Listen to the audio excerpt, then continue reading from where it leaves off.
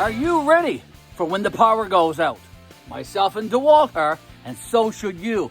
In this video today, part 2 of a 2-part series on emergency outages, folks. Be prepared. Mr. Garry is going to show you and explain to you all of the things that you need to have so that you are ready for when the power goes out in your neck of the woods. Don't get caught in the dark, folks. Don't get caught in the dark. Be prepared. Have an emergency power supply all ready to go. It's time to start up the generator, folks, and let's give it a try. Myself and Mr. DeWalt is here getting ready to start the 400-watt generator. Okay, on this particular generator, folks, the pull cord is right there. The on-off switch is right there. It needs to go straight down. So let me make sure I got that done. The choke is over here on the left. And there's a little, let me see if I can show it to you. There's a little throttle there, I guess. You just push that over to the left. Okay, so my choke is on. I have the generator on right there. I'll turn it on over here on the side as well. Now, I'm gonna pull that cord and see if this generator will go. It's been sitting here now for a couple of days. So I'm not even sure if it's going to go. And I have a little bit of maintenance to do with this generator before I can put it in the generator shed. So let's start up the generator, folks, and move that gas can out of the way. Okay, the wall is there reminding me to make sure that I put on my hard hat. So I'm going to do that. Got my hard hat on. I got my safety glasses here as well. So I'm going to take off my prescription glasses and I'm going to put on my safety glasses right there. So let me pull the cord. Look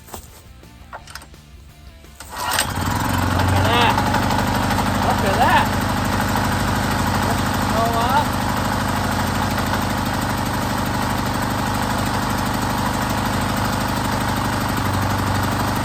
Now, I'm going to turn the choke back now. Put on the system.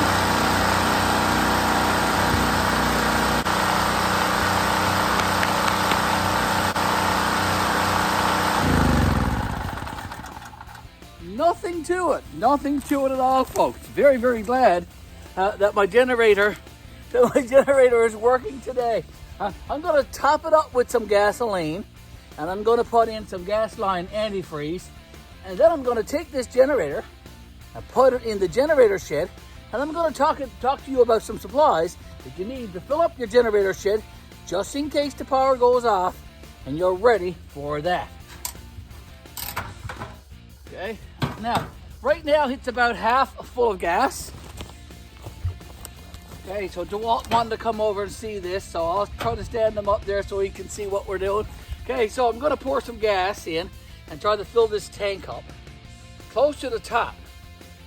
And I'll tell you why it's important to fill a generator tank up close to the top. You want it quite full, and the reason for that is you don't want to have any headroom because condensation can build up in the empty space, and water droplets can end up in your gas, and that wouldn't be a good thing. And when you're trying to start up your generator, you'll end up with water in your carburetor and in your gas lines and all that kind of stuff, and that would not be a good thing. So I'm going to top this up so that it's all full. Now this is fresh gas that I picked up just yesterday at the gas bar, at the gas station. So I know my gas is good. Okay. Now, almost full there. And then what I'm going to do is I'm going to go and fill up this can again, and I'm going to put it next to the generator shed so that we're all ready and we're all prepared. The tank will be full, and I'll have an extra container full besides that. Okay, so now that's full. I have a gas line antifreeze here as well. I'm gonna try to pop the top on that.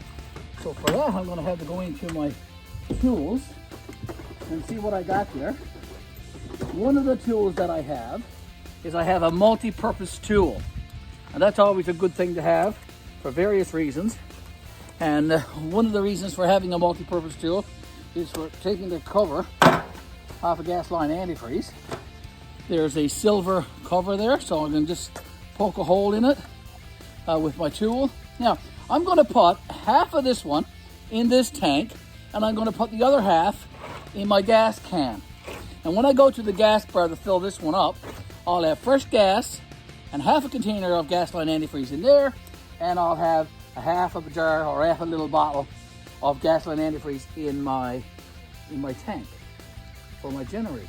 So that's about half there, Mr. Garry. So I'm going to put the cover back on this, and that's going to be stored in my generator shed. I'm going to put my cover back on. There we go. Make sure that's nice and sealed. We don't want any moisture getting in there. Now, I got to try to maneuver. I'm going to move this in here, and you're going to help me and watch me do that. I'm going to move you, Mr. DeWalt. Let's get you somewhere over here.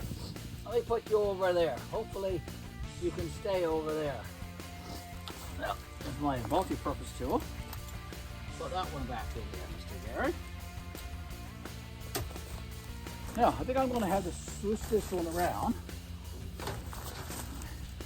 Not that light, and it's a little bit difficult to maneuver around, but I think I can do it. I can get it around. Yeah, I want to put it in there so it's easy to get out, to pull out, and then I want to have the cord facing me too. So I'm going to have to turn it around to put it in there. Hi, bye. Okay, it's going to have to go in like that. I'm going to have to take the handle off. Put the handle off there. I said I want to have the pull cord facing out. Well, let me get in there.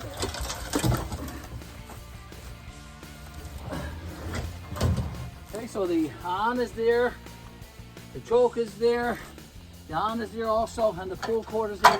I shouldn't have any trouble starting that up. In fact, I'm going to try that again there now. Another little demonstration of starting up this generator now. Again, put my choke on, put the on switch on, the on over here on the side.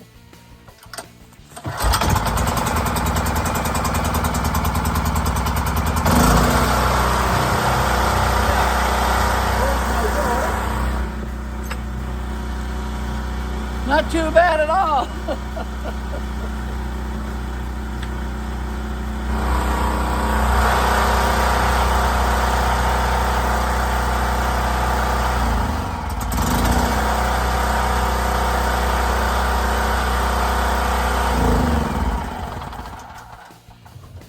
Now, let me bring you a little bit closer here now.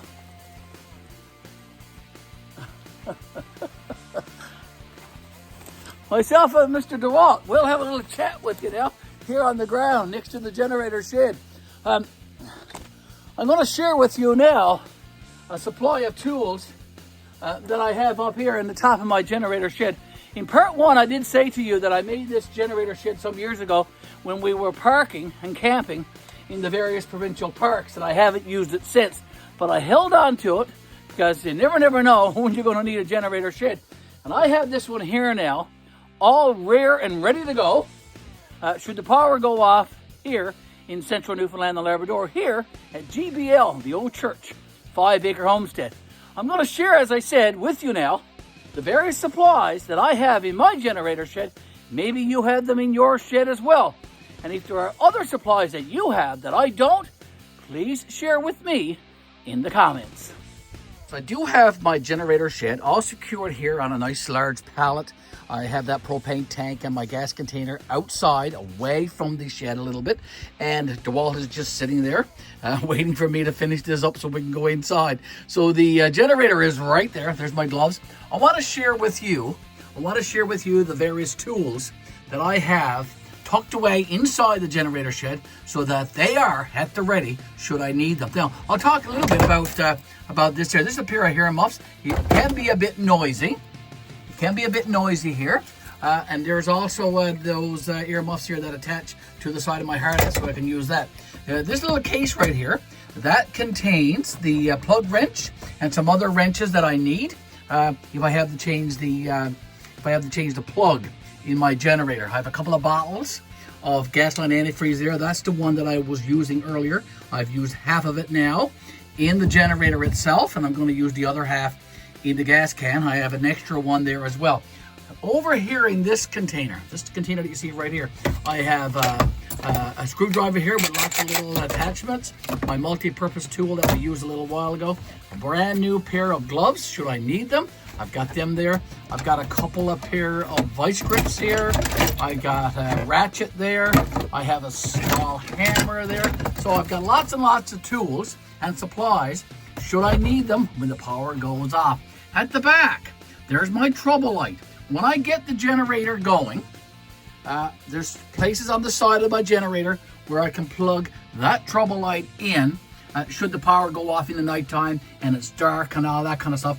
And I'll need a light out here. I also have an extension cord so that when the power goes out again, I can run the extension cord to the house so that we can plug in our fridges and save all of our perishables and our frozen foods. We have lots of wild game and lots of fish and all that kind of good stuff, so we don't want to ruin any of that stuff. So that's my tools. That's my tools that I have right there. I'm not sure if you have the same kind of tools. Let me know in the comments though what you keep in your generator shed at the ready so that when the power goes off, you are all ready, folks, as Mr. Garry is. It's always very, very important to have an emergency power supply just like Mr. Garry has here in my generator shed. I am very pleased that I am all ready should the power go out and there be a big Canadian storm, and I have my generator shed now all ready with the necessary supplies and tools. I have the generator all fueled up right to the top, and I've put in some gas line antifreeze, and I've got lots of extra. I'm going to go to the gas station and fill up my gas container, and I'm going to leave the gas container there. I'll take the nozzle off and I'll turn it inside out so it's sealed, and I'll put some gas line antifreeze in that as well, and I'll be leaving that there so that when the tank goes empty, I have more gas to fill it up. And it's not too difficult to get it out of that shed. And in terms of fumes, there's an opening at the back. It has a door actually. I should go back and show you that. So let me take you back and show you what it looks like. Now the shingles on this shed as well. So there's the door. Okay, I can put that door up like that. There you go. But I'll be most likely leaving it down like that. But I like to have it down just to get the foam, just to get the fumes out. Hey. And there's also a little hole right here in the side for the exhaust from the generator to escape. So I'm all ready for old man winter, and I'm all ready for a power outage. Yeah, DeWalt, I might just leave you in there because sometimes you get on my nerves. What? I should leave you in here. Listen, if you don't behave yourself, this is where you're going to come for time out. So there you go. I'm not going to leave him there, though. He's my little buddy. He's my safety advisor, folks. DeWalt and I, we do a lot together. Come on, DeWalt. Let me take you inside in the warm next to the wood stove. Look at that. Lots of room up on that shelf now to put a lot of stuff. And just go ahead and close the door now, Garry. And what I'm also going to have to do is I'm going to have to go get another lock to go on that now because I want to make sure that it's locked up when I'm not around. Okay, and I got a solar light there too. He comes on in the evening. It looks like he got a bit of ice onto him. So let me get that off. Okay, that's an important light to have. There you go. All ready now, folks. There you have it. Mr. Garry's generator shed for emergency backup power.